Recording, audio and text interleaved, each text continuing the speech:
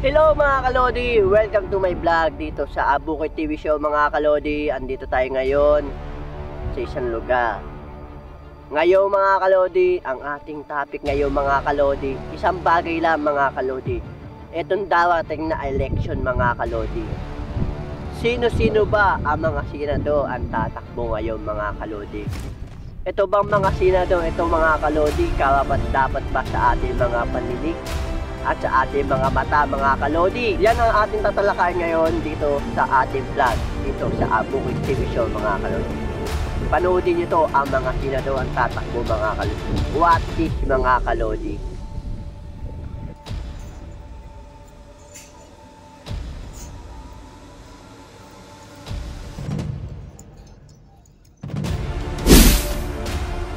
Vice President Sara Duterte made an appeal to voters to cast their ballots for the senatorial slate backed by her father, former President Rodrigo Duterte, saying that Filipinos deserve better.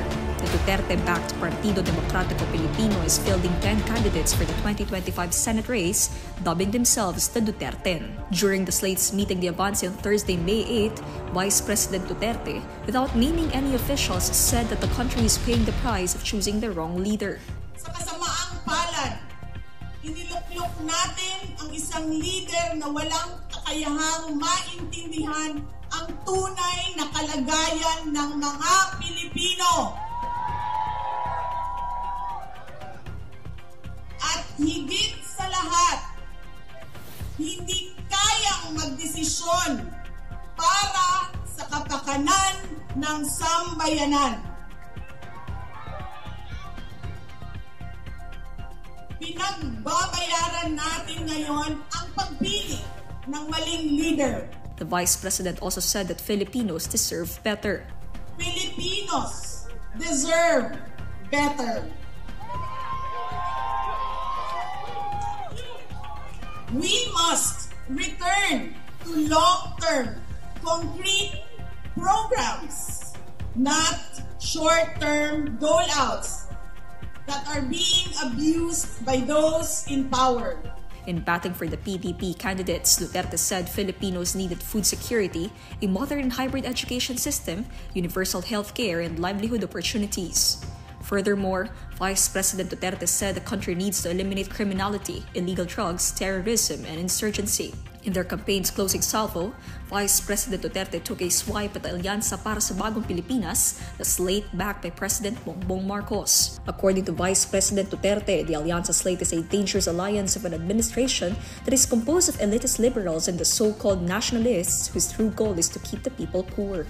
She also urged voters to be observant, claiming that there have been warnings of widespread cheating in the upcoming elections. However, she did not substantiate her claims in her speech. Mahigit 6 na po ang official candidate sa pagka-senador.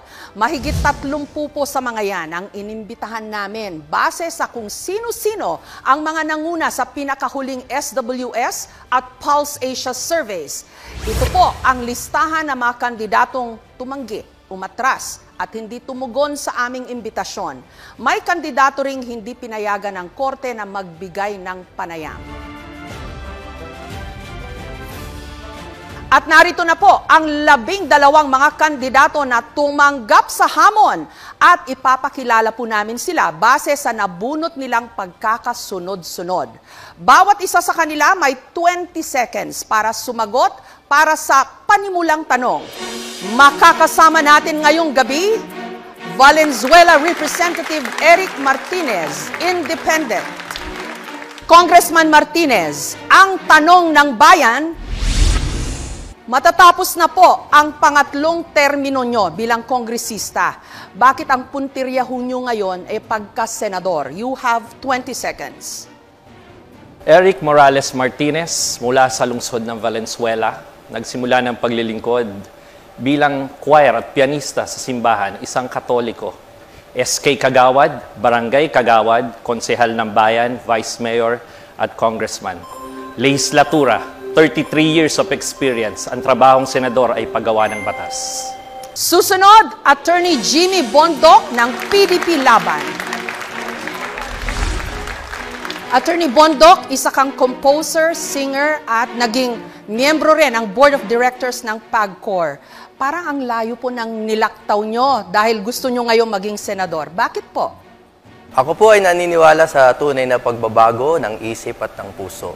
At katulad po ng pagbabago na ginawa ko sa aking buhay, gusto ko rin pong baguhin ang Senado bilang isip at puso ng bayan.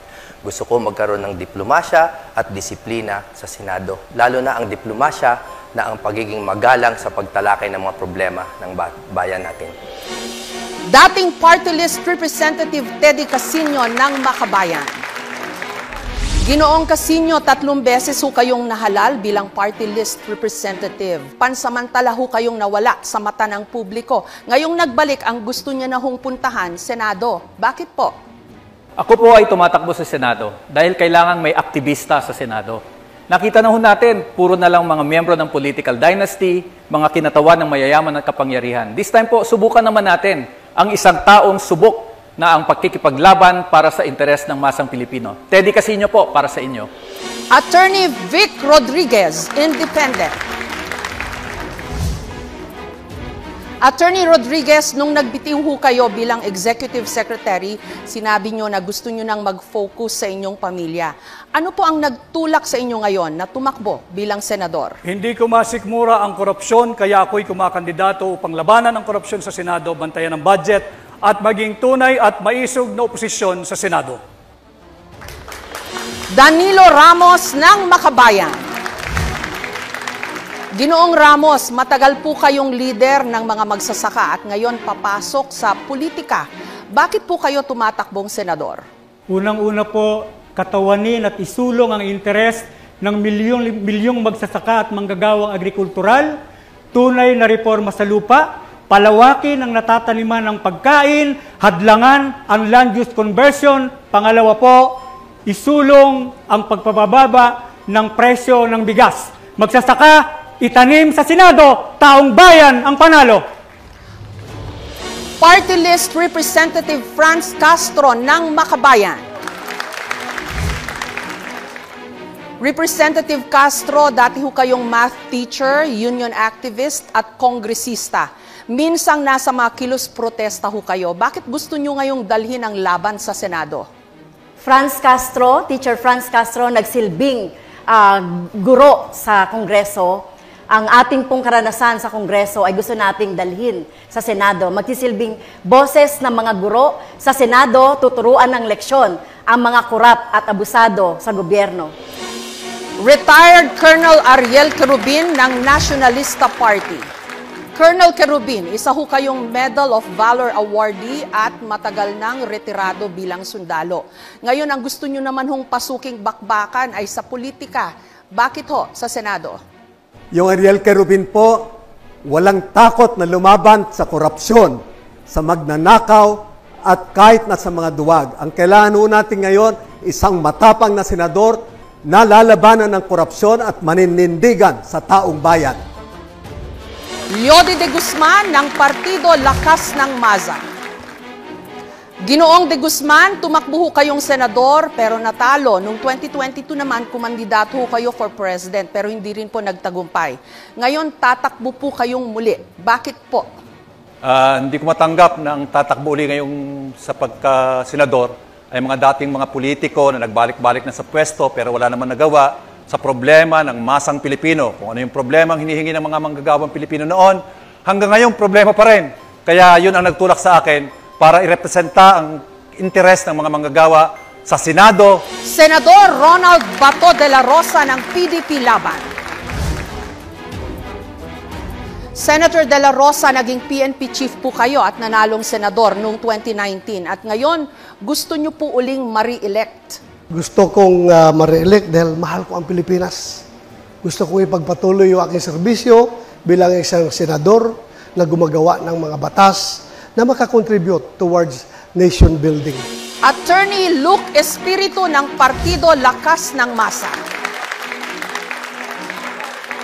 Attorney Espiritu, hindi po ito ang unang beses niyong tumakbo para sa Senado. Nabiguho kayo noong 2022.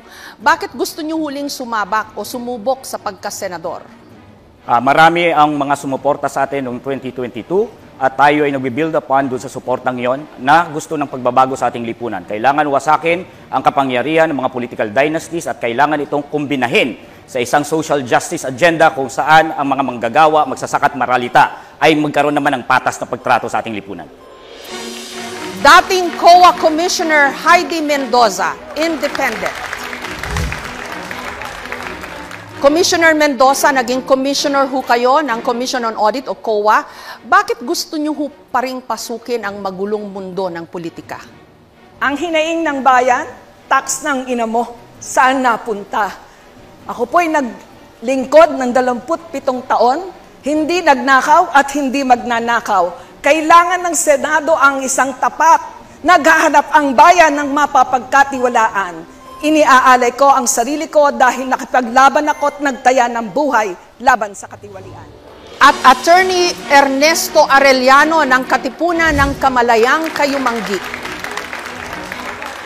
Attorney Arellano, matagal niyo pong inilalaban ang karapatan ng mga manggagawa bilang isang abogado. Sa edad na 83, bakit niyo po gustong pumasok sa Senado? Dahil sa buong panahon na yan, ang lipunang Pilipino ay isang tatsulok. 6% lang ang nasa tuktok at ang 94% ay nasa ibaba.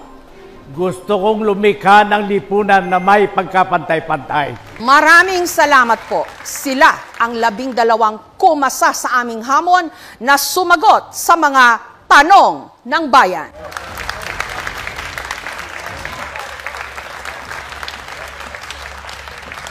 Napapakinggan po tayo sa DZBB. Napapanood pa rin po tayo worldwide sa pamamagitan ng GMA Pinoy TV at naka-live stream sa official YouTube channels at social media accounts ng GMA Public Affairs at GMA Integrated News.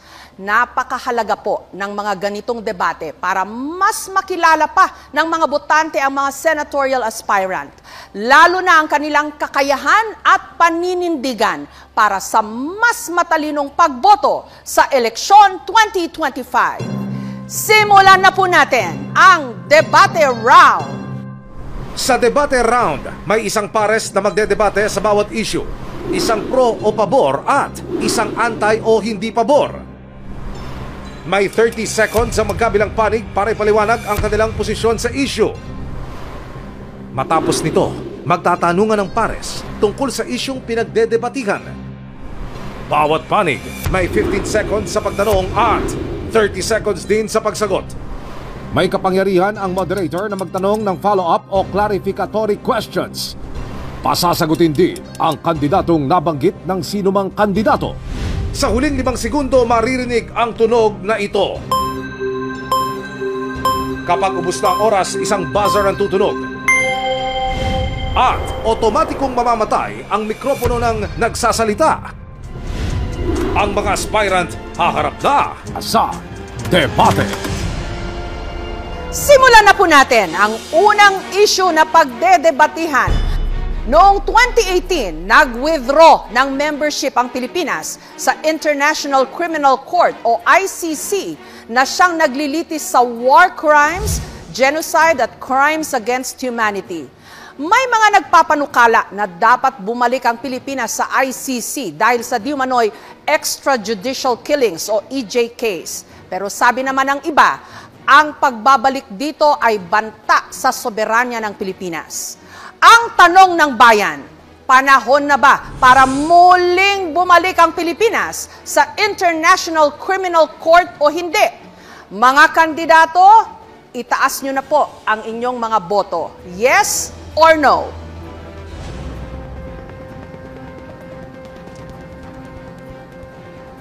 At ang sasalang para pagdebatehan ang isyung ito, si dating Congressman Teddy Casino na sang-ayon sa paglahok muli sa ICC, habang tutol naman si retired Colonel Ariel Querubin. Unahin po natin si Ginoong Casino. Bakit ho kayo pabor? You have 30 seconds. Kailangan natin bumalik sa ICC dahil bulok ang sistema ng hustisya sa ating bansa at kailangang may ibang matatakbuhan ang mga biktima ng mga matitinding krimen sa ating bansa. Dito ho kasi sa ating bansa, double standards ang justice system eh. Kung mahirap ka, wala kang koneksyon, wala kang makukuhang hustisya. Lalo na kapag ang katapat, ang nambiktima sa iyo ay pulis, military, o kaya mataas na opisyal ng gobyerno.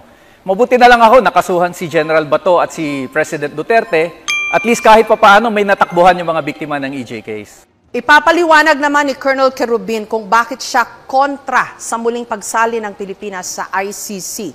Meron din po kayong 30 seconds. Hindi ako sang-ayon dahil umalis na tayo. Ba't pa tayo babalik? Isa pa, bakit tayo malilitis ng ibang ng banyaga? No? Magpapahusga ba tayo? Magpapalitis tayo sa mga banyaga? Ako nakulong ng 2 beses. No? Sumali tayo, nasa proseso na yan. At ako naniniwala sa ating justice system. Kung ang kulang lang abogado, di magbigay tayo ng mga sapat na abogado para sa mga biktima. Ginoong Casino, you have 15 seconds. Oo, ay naniniwala na ang hustisya para sa Pilipinas, pareho rin ang hustisya sa ibang bansa. No, di ba nakatakip nga ang mata ng hustisya? Kaya anong kinakatakot ng mga kinakasuhan sa ICC? Ang problema nga, hindi naman sila nakakasuhan dito dahil magkakasabwat ang mga gumagawa ng krimen at mga dapat mag-imbestiga. Colonel Kerubin, reaction niyo po. You have 30 seconds. Ganon din ang paninindigan ko. Ayaw ko na ang maghuhusga sa akin at maglilitis ng mga kasalanan ko isang banyaga. Colonel Kerubin, ngayon po naman, meron kayong oras para tanungin si Ginoong Casino. Mag-react po sa sinabi niya kanina. You have 15 seconds. Yeah, anyway, kaibigan natin si Congressman Teddy Casino. Ang tanong ko lang, hindi ba kayo naniniwala talaga sa hustisya natin? Alam niyo po, karanasan ng bawat mamamayan na talagang may double standard sa ating bansa. Tingnan na lang natin yung mga EJK victims. 6,000 yan, mahigit 7,000.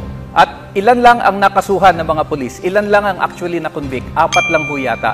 Dahil yung mismong nag-iimbestiga, ayaw mag-imbestiga. Yung mga piskal, ayaw mag-file ng kaso. Saan po tatakbo yung ating mga kababayan? Mabuti nga nandyan yung International Criminal Court para doon madinig at doon magkaroon ng hustisya yung ating mga kababayan. Maraming salamat po, Ginoong Teddy Casino at kay retired Colonel Ariel Kerubin. At dahil nabanggit po ang pangalan ni Senator Bato de la Rosa, hingin po natin ang kanyang komento sa sinabi ni Ginoong Casino. Since nabanggit ang pangalan ko, I just would like to react that the ICC is not all about justice. ICC is about control. They are not after justice, they are about controlling all the member nations of the ICC. Bakit? Nakita ko ito sa kaso natin sa Pilipinas. Kung saan, kahit na maganda yung pinalabas ng ating abogado sa Pilipinas, nasagot. Okay. Sorry po. It's all the time we have. Sa Kamara, may panukalang nagsusulong sa mandatory random drug testing sa lahat ng elected at appointed government officials. Pero inalmahan ito ng ilang mambabatas dahil labag daw ito sa konstitusyon, lalo't hindi ito kasama sa qualification sa mga tumatakbong kandidato. Ang tanong ng bayan, sinusuportahan mo ba o hindi ang panukalang dapat dumaan sa mandatory random drug testing ang mga elected at appointed official ng gobyerno? Mga kandidato, bumoto na ho kayo, yes or no?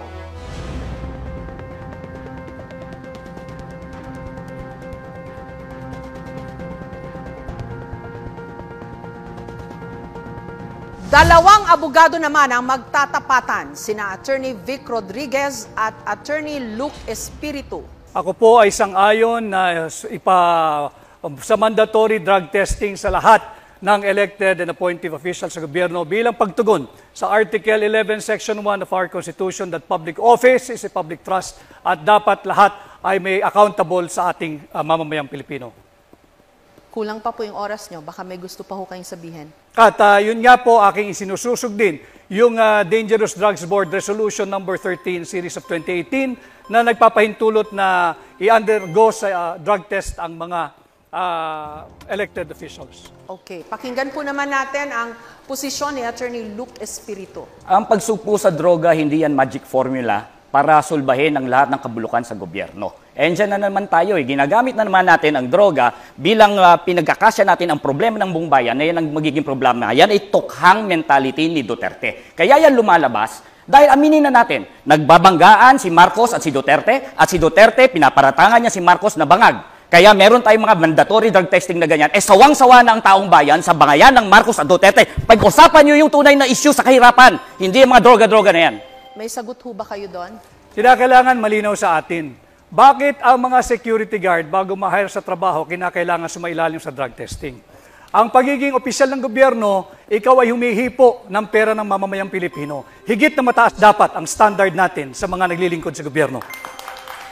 Attorney Espiritu. Bakit hindi tayo magkaroon ng competency test, integrity test, honesty test, at mahigit sa lahat, pro-masa test? Dahil yun ang mas importanteng mga issue sa ating bansa. Yan ba yung bangayan ni Marcos at ni Duterte? Yan ba may kinalaman yan sa sahod na hindi nakabubuhay ngayon? Yan ba may kinalaman sa kontraktualisasyon na nagpapahirap sa ating mga manggagawa? Yan ba may kinalaman sa kahirapan? Yan ba may kinalaman sa presyo ng mga bilihin? At yan ang mga nararamdaman ng taong bayan sa ngayon, hindi yung bangayang Marcos at Duterte. Ang usaping droga ay hindi bangayan ng dalawang nagbabangga ang pamilya sa politika. Ito ay tunay na nangyayari at nagaganap sa ating bansa. Kaya ako ay naninindigan na dapat sumailalim ang lahat ng opisyal ng pamahalaan at simulan natin sa tanggapan ng Pangulo. Nung kayo po ay nasa Malacanang, Attorney Rodriguez, mawalang galang na po, nagpa-drug test po si President BBM nung siya po ay na-put under question dito ho sa isyung ito. And there were people questioning the veracity nung kanyang drug test results. Ano I agree, Ma'am Jessica, no? Subalit, kaunting pagtatama lamang. Yung drug test na ipinakita, that was during the campaign period, sometime November of 2021. Noon namin ipinakita yung negative drug test. Subalit nagpapatuloy yung issue ng paggamit ng droga ng mga matataas na opisyal ng ating pamahalaan. Para matapos na ang istoryang ito sapagkat ito'y interes ng lahat ng Pilipino. Sumailalim na sa isang open, fair, transparent, and credible hair follicle drug test ang lahat. Yung bang drug test po ni President BBM noon, hindi po hair follicle test yon? Hindi ito hair follicle test. Okay, now you want him to undergo that test. Para matapos na yung usapin kung sino ba talaga ang gumagamit ng droga. Kinakailangan pagbigyan natin, again, ulitin ko, public office is a public trust. Malinaw yan sa ating saligang batas, Article 11, Section 1. At karapatan ng bawat Pilipino, lalo na ng mga kabataan, malaman kung tayo ba'y pinamumunuan ng isang taong may tamang pag-iisip. Gusto niyo po mag-react doon, Attorney Espiritu? Si Attorney Vic ang proof kung bakit ang droga ay may kinalaman sa bangayan Marcos at Duterte. Noong panahon na siya ay pro-Marcos, siya ay drug test ang kanyang pinapanlandakan na negative si Marcos. Ngayon na siya ay pro-Duterte, gusto niya ngayon i-testing si Marcos ng hair follicle test. At gusto niya ngayon nag-drug testing. Maraming salamat po kay Attorney Rodriguez and kay Attorney Espiritu. In a senatorial debate, Attorney Vic Rodriguez again called on you to constitutional principle that public office is a public trust. Okay. Say to this, Mr. President. No. No. Why should I do that? That's, what is a public trust, public office, public has nothing to do with the follicle test, please. There's no, wala namang connection ng sinasabi na. He's always had that weakness every time when he was still working for me. If he believed in what he was saying, why did he work for me? Sunod na issue na ho tayo, may panukala na sa Kamara ilimita lang ang confidential and intelligence funds sa mga ahensyang may kinalaman sa national security. Pero sabi naman ng iba, kailangan din ito ng civilian agencies para tumulong sa pangangalaga ng seguridad ng ating bansa. Ang tanong ng bayan, dapat bang tanggalan ng confidential and intelligence funds ang mga ahensyang wala namang kinalaman sa surveillance at intelligence gathering? Mga kandidato, itaas nyo na po ang inyong mga boto. Yes or no?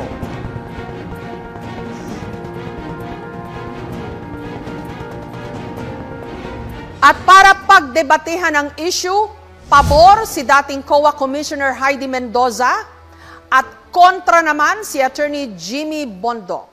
Alamin natin kung bakit pabor si dating COA Commissioner Heidi Mendoza. You have 30 seconds po. Mga minamahal kong kababayan, napakinggan natin at napanood ang talakayan sa Kongreso kung paano ginamit ang intelligence funds. Rumampa si Mary Grace at 125 million inubos sa 11 araw. Sa gitna ng kahirapan, tumataas na gasolina, nagugutom at hindi nakakapasok ang mga dapat nasa eskwela. Bakit natin bibigyan ng CONFI funds ang mga ahensyang walang direct na mandato sa national security? Attorney Bondoc, you have 30 seconds naman po to explain your position or your vote. Ang sagot ko po dito ay hindi agad-agad. Nagkakaisa po tayo na talagang dapat labanan ng korupsyon. Ngunit ako po ay naniniwala na ang lahat ng government agencies ay may kinalaman sa national security. Ang national security po ay hindi lang terorismo, komunismo, kundi kuminsan internal threats sa ahensya at sa mga empleyado nito. At ang COA po ay naglabas ng magandang circular 2015-01 na meron namang guidelines upang gastusin ang pondo na ito. Kaya hindi agad-agad. Reaction niyo po, Commissioner Mendoza, may circular daw ho. Salamat, Atty. Bondoc, at nabanggit ang circular na ating pinagtulong-tulungan, pinaghirapang gawin, 2015-1. Malinaw po doon at sinasabi, hindi lahat entitled sa confidential funds, di ba? Ay kung ikaw ay Department of Education, ayun ba naman nagawa na ng ibang sekretary na walang CONFI? Eh bakit ngayon meron? Attorney Bondoc, ang inyong tugon, you have 30 seconds. Ang tanong ko lang po, kay kagalang-galang po na Ma'am Heidi, ang bukod po sa Intel funds, meron pa po sa inyong karanasan na mga pondo na inaabuso ng mga ahensya? At kung meron po, dapat din po bang tanggalin ang lahat ng pondo na ito? Attorney Bondoc, hindi po ito issue ng type of funds. Ito po ay issue ng type of audit. Iba po ang audit ng confidential funds dahil ito nga po ay cash advance at hindi po nakikita ang mga supporting documents. Maaari po ba ako mag-respond? Kasi ay, palagay ko oras ko pa po yun at naputo lang po. Opo. Sige po. Ako po kasi ay naniniwala sa proseso at napakaganda po ng guidelines ninyo. Ang pinagkaiba lang po ng ating paniniwala ay naniniwala ko na ang gobyerno ay nasa linya ng kaayusan at kaguluhan. Kaya ang lahat po ng ahensya kahit papano ay may kinalaman sa national security. Lalo po akong gumagalang at naniniwala sa proseso. Bilang isang auditor na may 27 years na karanasan, ang audit po is about process and compliance with laws, rules, and regulation. Public funds is about transparency and accountability. Subalit hindi ako nag-agree na lahat ay may relasyon sa national security. Graduate po ako ng National Defense, medyo po napag-aralan namin yan, at tatayo po ako na kailangan pag-aralan sino ang entitled sa confidential intelligence funds. Maraming salamat sa dating COA Commissioner Mendoza at kay Attorney Bondoc. Binuo ang Presidential Commission on Good Government o PCGG noong 1986 para bawiin o i-recover ang mga napatunayang ill-gotten wealth ng pamilya Marcos noong panahon ng martial law. Pero ngayon may mga panukala na i-abolish ang ahensya at ilipat na lang ang powers nito sa Office of the Solicitor General. Pero may mga tutol sa panukalang ito. Ang tanong ng bayan, sang-ayon ba kayo o hindi sa abolition ng PCGG? Bumoto na po kayo mga kandidato, itaas po ang yes or no.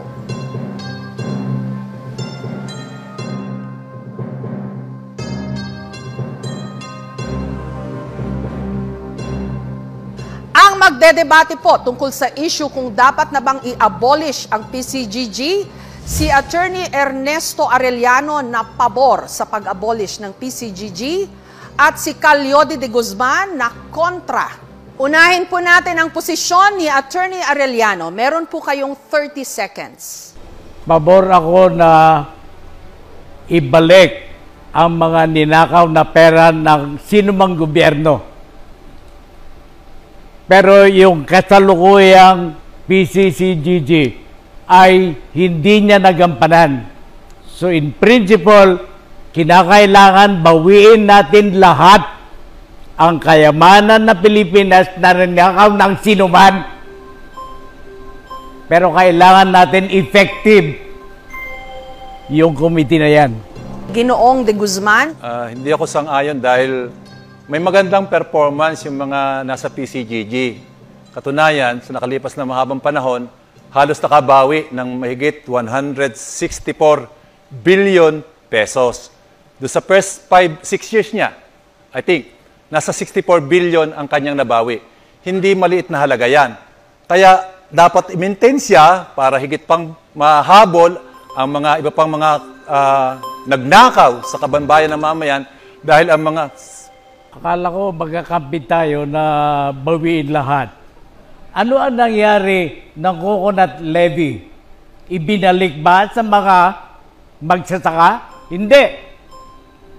Kaya yung principle na bawiin lahat ay dapat isang... Calyodi, meron po kayong 30 seconds naman. Kaya nga dapat hindi buwagin. Kaya kailangan dapat ituloy-tuloy yan dahil marami pang dapat bawiin. Marami pang mga dapat habulin. Si Lucio Tan, halos wala pang ni isang sentimo, hindi pa nababawian.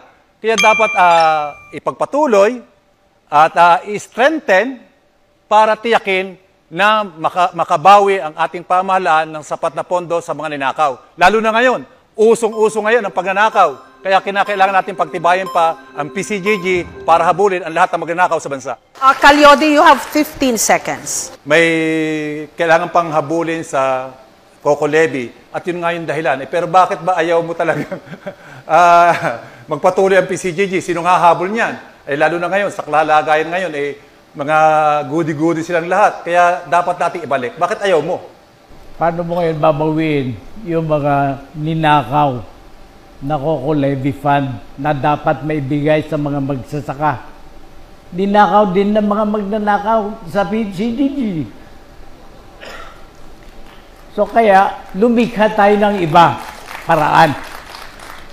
Maraming salamat kay Calyodi de Guzman at kay Attorney Ernesto Arellano. Sunod po na issue na tayo. Binuo ang National Task Force to End Local Communist Armed Conflict o NTF-ELCAC noong 2018 para labanan di umano ang insurgency sa bansa. Reklamo ng ilan ng re-red tag di umano ito. Minsan na ring pinuna ng COA o ng Commission on Audit ang mga irregularidad sa paggamit di umano nito ng pondo. Ang tanong ng bayan, pabor ba kayo o hindi na buwagin ang NTF-ELCAC? Mga kandidato, bumoto na ho kayo. Yes or no?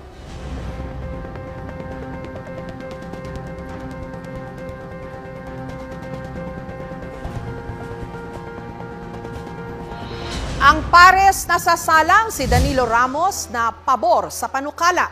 Kontra naman si Representative Eric Martinez. Unahin po natin kung bakit pabor si Ginoong Ramos. You have 30 seconds po. Dapat buwagin ng NTF-ELCAC dahil number 1, human rights violator. Pangalawa, ang mamamayang ipinaglalaban ng kanilang karapatan at kabutihan ay tinatagoreang terorista. Katulad po ng inyong lingkod. 2 nakabonet, pinuntahan sa aming lugar, hinahanap ako dahil ako raw ay terorista. Kaya po dapat buwagin na, ang kinakailangan po ay igalang ang karapatang tao ng mamamayan. At ngayon naman si Representative Martinez, ano po ang inyong posisyon? Malinaw ang mandato ng NTF-ELCAC.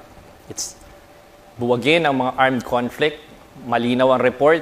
88 out of 89 armed groups ang na-dismantle ng NTF-ELCAC since 2018. 4,800 plus na barangay na dating balwarte ng mga armed conflict groups na ito ang na-neutralize at wala na sa impluensya nila. We seek peace sa kanayunan. Kapayapaan, hindi armed conflict. Ang accomplishment ng NTF-ELCAC ay Photoshop. Fake surrendery. Hindi po nalulutas ang problema sa kanayunan, sa halip tumitindi ang ligalig dahil sa militarisasyon sa kanayunan. I am one with you na igalang ang karapatan ng tao. Inasmuch yung red tagging should not be done indiscriminately. Ngunit mahalaga pa rin ang gampanin natin tungo sa kapayapaan. Armed conflict has no place in a society like our country. Bayaan nating gawin ang whole of government approach ng NTF-ELCAC and let the AFP do the talking para makorek yung problema na red. Meron pa ho kayong chance, Representative Martinez, na magtanong o mag-react kay Ginoong Ramos. You have 15 seconds. Sa tagal po ng negosasyon, peace talks, 50 years on and off, nag-peace talks, ceasefire, ano po ang solusyon natin dito sa mga armed conflicts na to na nangyayari, lalo sa kanayunan? Dapat lutasin ang ugat ng armadong labanan. Solusyonan ng kahirapan sa ating bayan, hindi militarisasyon. At pinakita po yan sa mahabang panahon. Ilang dekada na, mahigit 5, pero nananatili po. Dapat yung root cause ng armadong labanan. Kaya po mahalaga ituloy ang peace talks between GRP at NDFP. Maraming salamat po kay Representative Eric Martinez at Ginoong Danilo Ramos. Sunod na issue, ayon sa Quadcom ng Kamara, may sapat na basihan para kasuhan si dating Pangulong Duterte dahil sa di manoy crimes against humanity sa kanyang drug war. Pero sabi ng kanyang mga kaalyado, politically motivated ang rekomendasyon ng Quadcom. Ang tanong ng bayan, dapat bang sampahan ng kaso si dating Pangulong Duterte o hindi? Para sa lahat ng mga kandidato, itaas na po ninyo ang inyong mga boto, yes or no.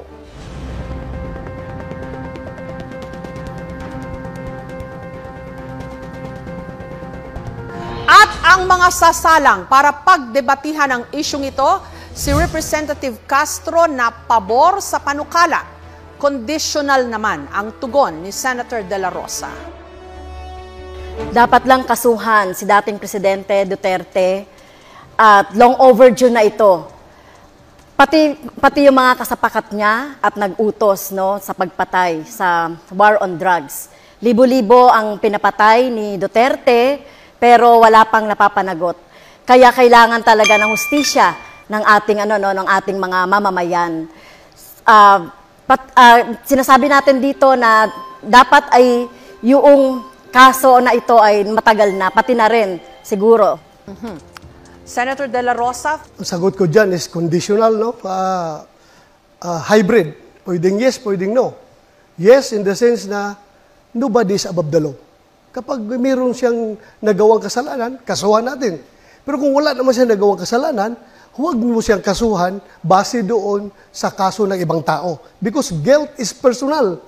Huwag po nating ipaangkin kay Pangulong Duterte yung kasalanan ni Ninja Cops. Kaya po, after 3 years na tapusan sa pag-ulo, walang kaso. Meron ho naman kayo ngayong 15 seconds para mag-react po kay Senator De La Rosa. So, mismong siya, si President Duterte, ay umamin na pumatay siya ng tao. Kaya kailangan siyang kasuhan. At ito, sino ba yung nagdisenyo ng mga policy na ito? Siya rin. At nag-cause ng pagpatay. Maging si Senator Duterte, Senator Bato ay dapat kasuhan. Ma'am, gigil na gigil kang kasuhan si Pangulong Duterte at ako ng mga kaso na hindi mo kami maliling. Kumusta na po yung conviction mo sa kasong child trafficking? Ano na po nangyari? Bakit andyan ka pa? Hindi ka pa nakulong? Yun nga, ang tanong ko, pakisagot lang. Kasi ang ordinaryong tao nagtatanong, porque congresswoman ka, hindi ka nakulong. Sila pag yung mga ordinaryong tao, kulong ka agad. Kung ito po ay nasa Kongreso, ay out of order ko po dahil wala siya sa tanong. No? At ang ginawa po natin na pagre-rescue, tama lang po yung ginawa ko na pagre-rescue sa mga teachers, sa mga bata na biktima ng mga harassment, intimidation at threat doon sa sinasabi ni Senator Bato na kaso. So, kung sino mang mga teachers, gagawin yon, no? Yung ipagtanggol at sagipin yung ating mga teachers at mga estudyante. So, tingin ko po ay walang mali doon sa ginawa po natin doon sa kaso. Now, Senator De La Rosa, may pagkakataon ho kayo na magtanong o mag-react pa rin sa posisyon po ni Representative Castro. 15 seconds po. Ano pong risk yun na pinagsasabi niya? Na yung mga parents ng mga bata mismo ay galit na galit sa kanya. Bakit ginamit niya ang mga kabataan para sa kanilang kapakanan? Walang risk yun nangyari doon. In fact, konbiktado ang asa sa kaso eh. There was no risk yun. Well, yung sinasabi naman po ng mga magulang na galit sa akin, ay ito ay gawa-gawa lang ito. Ito mga magulang na ito. So kung titignan natin yung mga magulang ng mga bata na talagang involved doon sa pag-aaral ng mga bata doon sa Lumad School, ay talagang nangihinayang sila doon sa pagsasara ng mga eskwelahan ng mga lumad. Dahil alam naman natin, kulang talaga sa serbisyong pang-edukasyon ang mga lumad. So talagang sila ay hinayang na hinayang at sinisisi ang gobyerno ng Duterte. Maraming salamat po kay Representative Castro at kay Senator De La Rosa. At yan po ang ating debate round. Yan mga kalodi, napanood nyo ang mga video, mga senador, tatakbo ngayon mga kalodi. Dito ngayon sa May 12 mga kalodi, ngayon 2025 mga kalodi. Yan, grabe na to mga kalodi. Eto mga senador ba? Ang tanong mga kalodi. Una, mga karapat dapat pwede maging senador mga kalodi.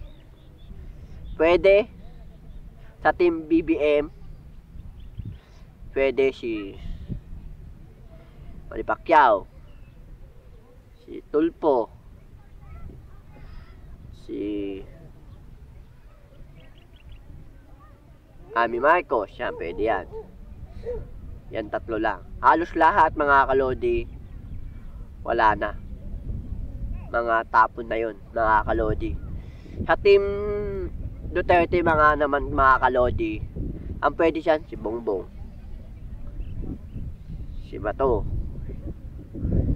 si alos lahat din ng mga dalawa lang sa Team Duterte ang pwede din nakikita ko mga kalodi sa pwede maging senador. Halos kalamihan tapo na din. Yan mga kalodi. Yan mga senador pwede makaupo mga kalodi sa ngayon 2025 mga kalodi. Yun po nakikita ko yan. Yung mga pwede po. Yan. Pwede rin pala si si mga leto, si Aquilino ba yun? Yun, pwede rin yun. Pang Aquilino rin. Okay din yun mga kalodi. Yan mga kalodi. Yung mga nabanggit ng senador na pwedeng maailatin, pwedeng makaupo. Yan mga yan. Halos karamihan mga kalodi, tingin ko, hindi sila pwede maging qualified maging senador mga kalodi. Una-una mga kalodi, hindi natin alam anong intention nila mga kalodi. Halos lahat naman mga kalodi, mga tumatakbong senador, hindi natin alam ang intention nila mga kalodi. Alam ba natin ang intention nila bakit sila tumatakbo? Hindi. Pero ulaan natin mga kalodi, bakit sila tumatakbo bilang isang senador mga kalodi. Una mga kalodi, kapangyarihan. Pangalawa, magkukurap. Pangatlo,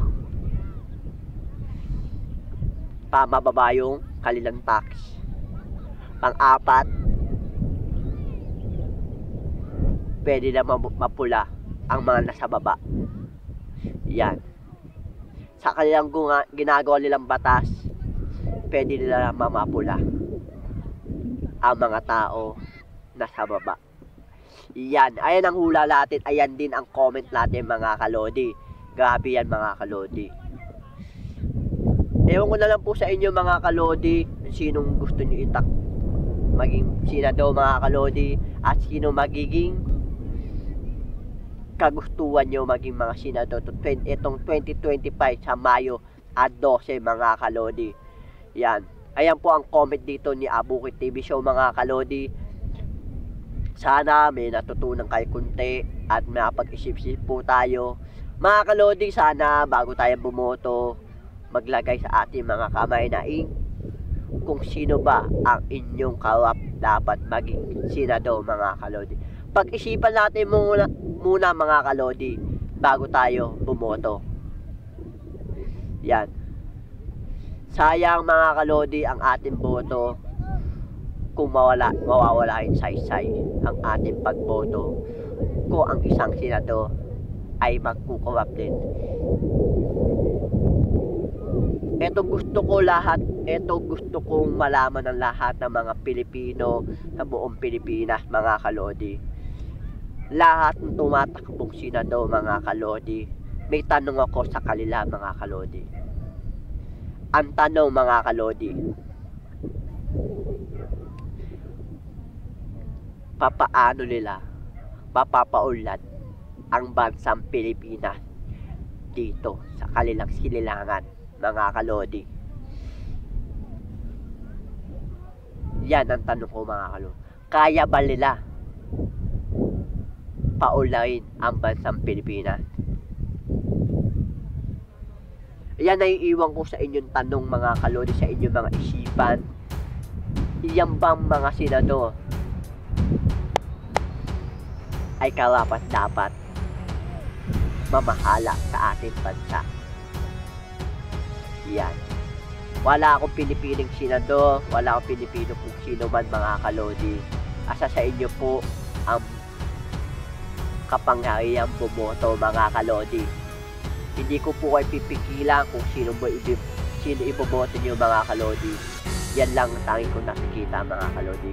Yan, mga kalodi, maraming salamat sa inyong lahat sa pakikinig dito sa Bukid TV Show. Walang sawa sa ating pagtangkilik sa ating mga vlog dito lang sa Bukid TV Show. Ilalagay ko na lang po ang inyong mga pangalan sa inyong lahat, mga kalodi. Hindi ko na po kayo mababangit isa-isa, mga kalodi. Nilalahat ko na po kayo, mga kalodi. Thank you so much, mga kalodi. Sana may natutunan kayo kahit kakaunti lang, mga kalodi, bago ka tayo bumoto etong May 12, 2025, mga kalodi, sa election ito, mga kalodi. Yan, maraming salamat sa inyo, mga kalodi. Hanggang dito na lang, mga kalodi.